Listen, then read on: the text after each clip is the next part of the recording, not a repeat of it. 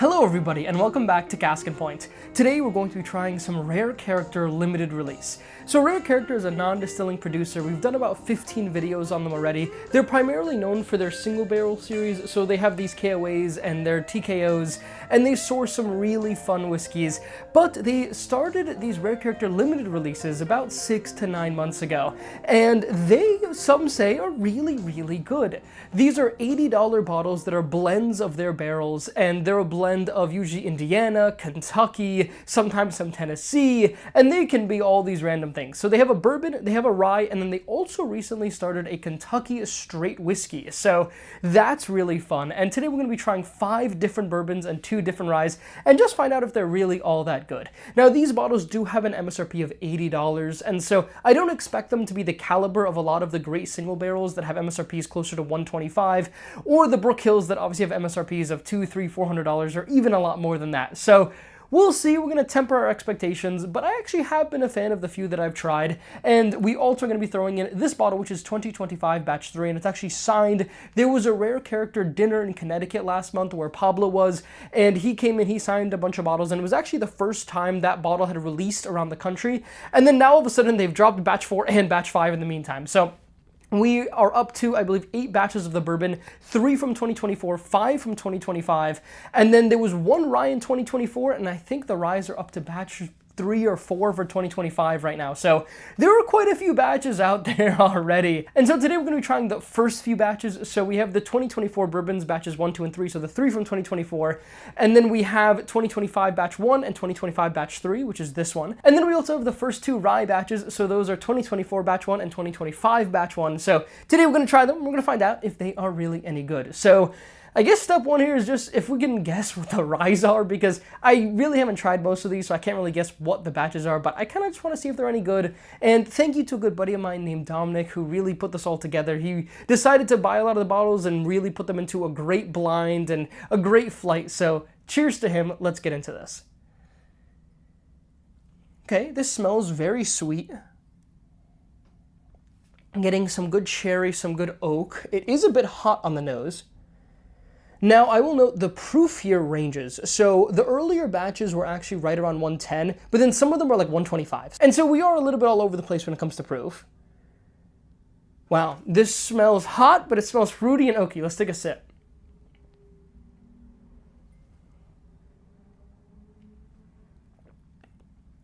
That's good. That's good. It's a bit herbal in the mid palate, but it's sweet, it's caramel, it's vanilla. Very solid bourbon. For $80, honestly, very worth it in my opinion. Now, these bottles used to have a secondary of about $175, and they stayed strong there for the first few releases, and then as more and more releases just kept coming, the secondary has really come down on them. So these actually aren't the hardest to find. You actually may be able to find them for MSRP. And the idea behind them, why Pablo decided to do them in the first place, I had the opportunity to really talk to him about it. And he just said that he wanted Rare Character to be available around the country. He wanted some people to be able to walk into a store, say, I want Rare Character, and here, this is Rare Character for you. So he was actually on the news recently, and he brought a bunch of limited releases. I'll put a screenshot of that if I can find one. And so this is really what he wants the brand to really be shown as, because of course all the single barrels are all these amazing things, but stores have to buy entire single barrels in order to get those. It's just not available everywhere in a way that these can be available everywhere. So pretty cool idea. But this one is solid. Let's take another sip. Yeah, it's sweet, it's simple, it's good, but it's nothing that'll blow your mind off. But for $80, yeah, I don't actually mind that. Let's go into glass number 2. This one's a bit hotter, it's less fruity, it's more caramel. It's definitely spicier. Oh wow, the ethanol heat on these is quite surprising considering the highest proof is about 125, so I'm really surprised that these smell, honestly, like 130. Really a lot of heat on them. Now these have been sitting for about 15 minutes, so they've aired out, so let's take a sip.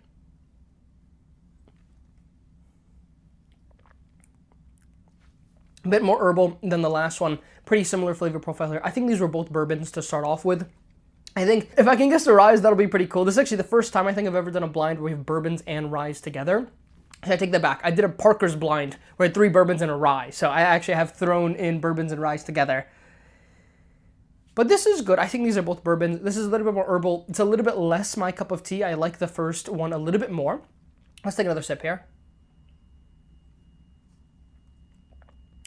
Yeah, it's good. It's hot. It's a bit herbal, but it is still sweet. Has good caramel, good vanilla. I will place it slightly behind glass number 1. Let's go on to glass number 3. Okay, this one's a little more interesting. I'm actually getting a bit of rye candy on this one. Like, I'm getting a little bit of kind of that sugar cane, coconut sweetness on it.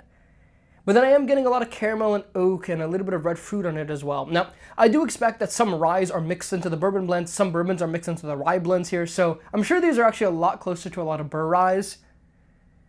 This is interesting though, it's actually harder to tell what it is. I'm leaning towards it being a bourbon with some rye characteristics. Let's take a sip.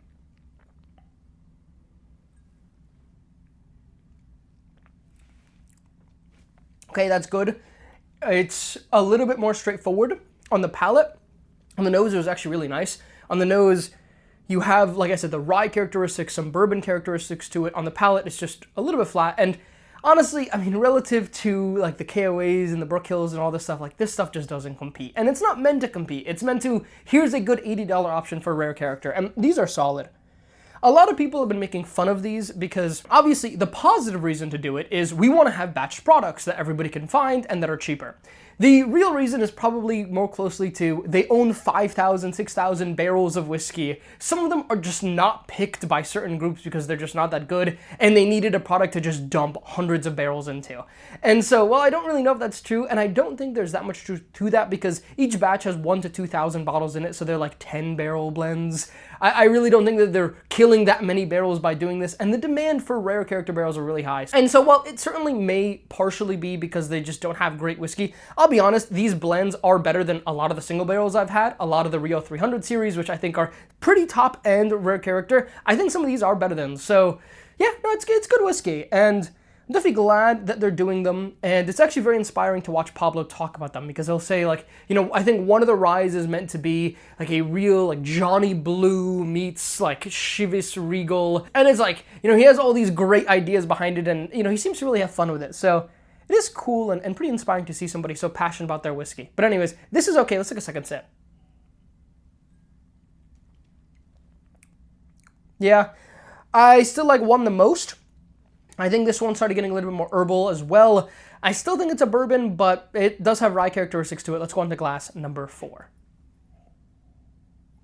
This one is spicy on the nose.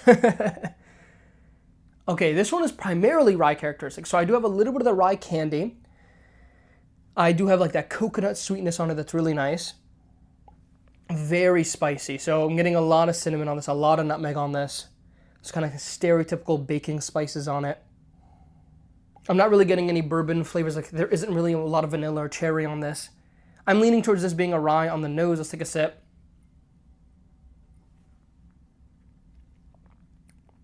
It's good. It's herbal. Drinks like a rye to me. Obviously, could be a bourbon. Drinks like a rye to me for sure. I actually do like it though. I think it's a little bit better than the last glass. Not by much. A lot of these here are going to rate, I think, in the mid-7s. Some might get to the high 7s. I'm not really expecting many things to break an 8 today. But this is nice. It's nice whiskey. Let's take another sip. Sure. It's rye candy, a little bit of gingerbread on it, some oak on it, a little bit more vanilla on the palate. It's good. It's good. I really don't have complaints on it. Honestly, I think it's my second favorite after glass number 1 here, so I'll kind of place these accordingly. Let's go on to glass number 5. Okay, this is on the sweeter end again, so vanilla, cherry, oak, so immediately thinking it's a bourbon. And it's pretty classic bourbon. It honestly smells hot. It's very reminiscent of glass number 2 here. Let's take a sip.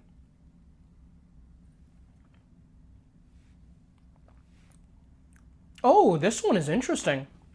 It actually has a little bit like a red hot note on it that I get on like really nice Willet Purple Tops. I get on Angel's Envy Cask Strength Rye. It's like a really rare note. And I got a little bit on that here, which is interesting. Very little though. So it's like, it's nice, it's interesting, but it's very little. Beyond that, it's just bourbon. It's just classic bourbon. It really tastes like a blend of bourbon too. Like it's not really peaking out in one way or the other. I think single barrels can usually be very dominant in certain flavor profiles. I think this one is just kind of a mesh of a lot of different things. It's oak structure. Like there's a little bit of sweet oak in there, a little bit of tannic oak in there. Like it tastes like a blend, which isn't a bad thing. I mean, George T. Stagg is a blend, and I love George T. Stagg, so this is good here. Let's take another sip.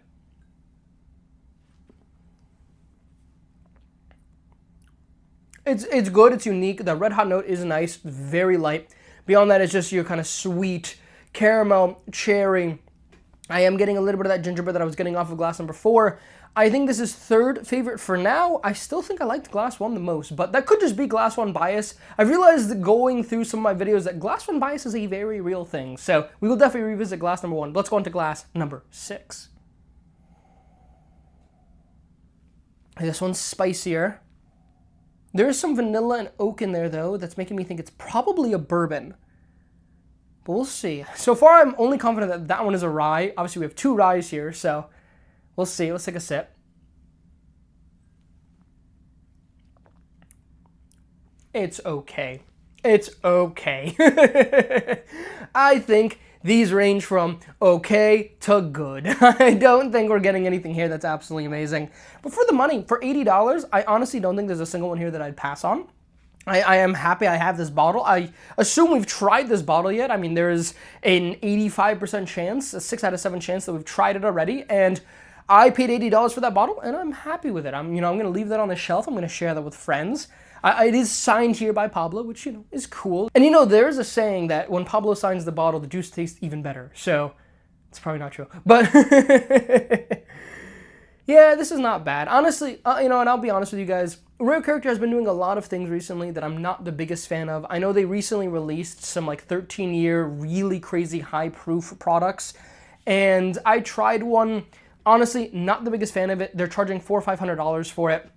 As you guys can probably tell, I've just grown into becoming a bigger fan of other NDPs like Nashville Barrel Company, like River Roots, and I do like to come back to Rare Character sometimes. I do still own some Rare Character here. It used to be a total shelf of Rare Character, but it's still like a good half shelf of Rare Character here, top shelf Rare Character. And videos like this, it remind me, it's still good whiskey, even if I don't agree with all the business practices and stuff like that, which I don't really need to get into, but, I still think some of the whiskey is pretty good. I think any of these for $80, people should be happy about. I think the regular consumer should be very excited about this. Let's take another sip.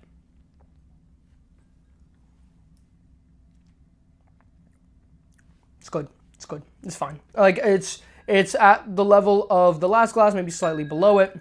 Let's go on to glass number 7. Pure rye candy. A little bit of that gingerbread. I'm getting a little bit of butterscotch on this one, which is nice. Leaning on the nose that this is a rye, which would make glasses, 4 and 7 the ryes? Obviously, I don't know if that's true. And it very well may not be, but let's take a sip.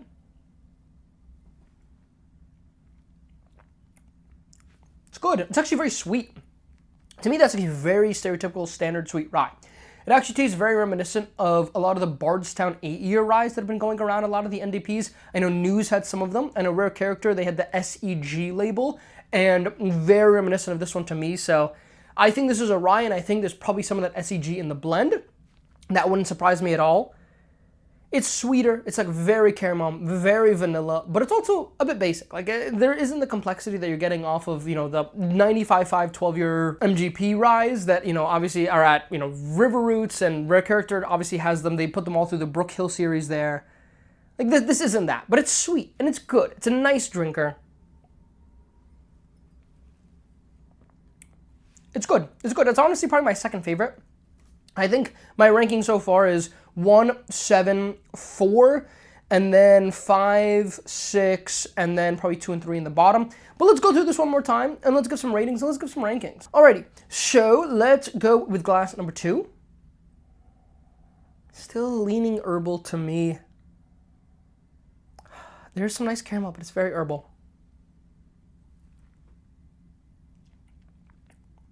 Yeah, definitely my least favorite.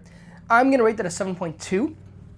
I think that is one that for $80 you still can't go wrong with, but I think there are 6 pours that are better than it. At least 5 pours that are better than it, though. We'll find out. Let's check glass number 3 here. A little bit less herbal, so I like it a little bit more. That one to me is just herbal. It's like herbal candy almost, and I don't love herbal. Like, it's lavender, it's cloves, it's stuff like that, and yeah, I don't know. I don't love glass number 2. Let's go to glass number 3 here. It's a bit sweeter. It's a bit sweeter. It has the lavender, it has the cloves. It's definitely leaning herbal, but it is a good bit sweeter. There's more caramel. There's more vanilla on it. I think it's slightly better. I'm gonna rate that at 7.4. Again, for $80, worth it, but meh, if you pass on these two and buy others, I wouldn't be surprised. Let's go to glass number 6.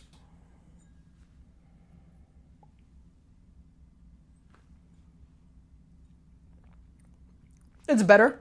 It has that gingerbread that I really like. It has the caramel. It has red fruit on it. So it's significantly better than the other two, actually. I'm going to rate that a 7.6. I think it's really a different level. I think it's probably not the best one that we had so far today, but I think it's very solid. I think that one, $80, buy it. Let's go on to glass number 5.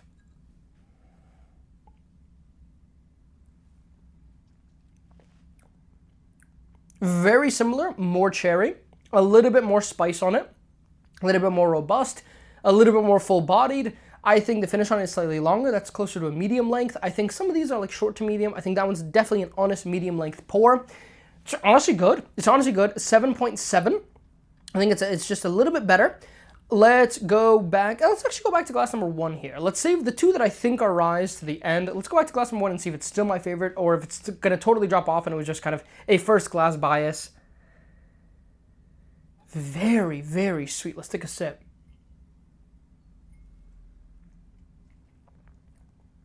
Wow. That's cherry. That's caramel. That's really nice. I don't know, though, if it's actually that much better than these two now that I go back to it. I actually may say that I like those two more. Let's see here.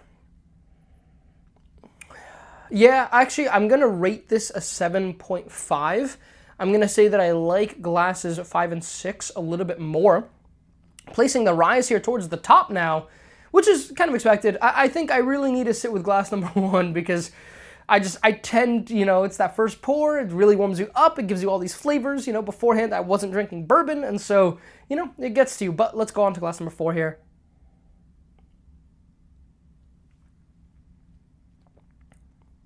It's good. It's good. It's gingerbread. It's spicy. It has caramel. It has vanilla. 7.7 as well. I think it's the same rating as glass number 5 here, but I think it's slightly better. Let's go back to glass number 7.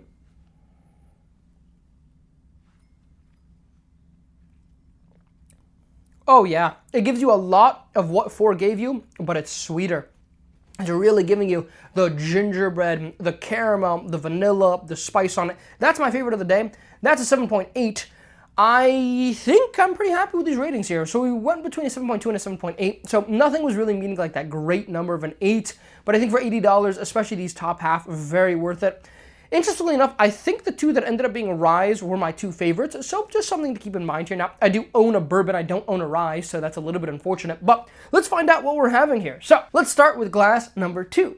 So glass number 2 here is going to be the first ever batch. That is batch 1 2024.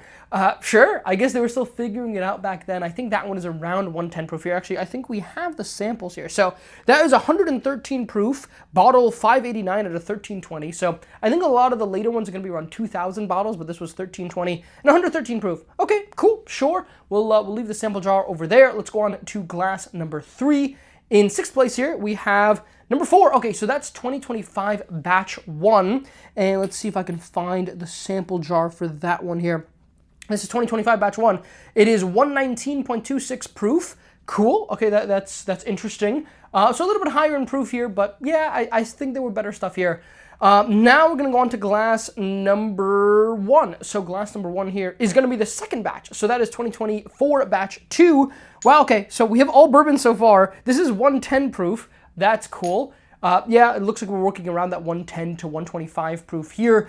Looks like, what are these? Were these all the 2024s? No, okay, so we had a 2025 batch. Okay, let's go to glass number 6. Glass number 6 here is number 5. Okay, I think that's this batch. So that is the batch that I own here. Okay, cool. It beat 3 of the bourbons. It's top half of the bourbon, which is nice. This one here is going to be out of 2,700 bottles, so a lot more in it.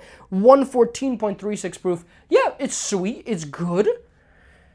I'm happy with that rating. I think I rated it, what, a 7.6, 7.7 there? Yeah, I think it's totally worth it. Okay, let's go on to glass number 5 here. Oh, that's batch 3 of 2024. Okay. So the ryes actually ended up getting first and second, which is funny. This is actually 125.68 proof, and that one drank hot, and I understand it. But we have 2 ryes in these top 2 places here. We predicted that they were ryes, and it looks like they were also our favorites. So that's fun here. But honestly, these top 4, I think, are just a different level than these bottom 3. So I think you really can't go wrong with any of these 4 for $80. I don't feel bad at all that I paid $80 for that bottle. But in second place here, we have glass number 6 here. So that is actually the Rare Character Limited Release Rye Batch 1 from 2024, meaning that our winner here today is going to be Batch 1 from 2025. This is 123.76 proof.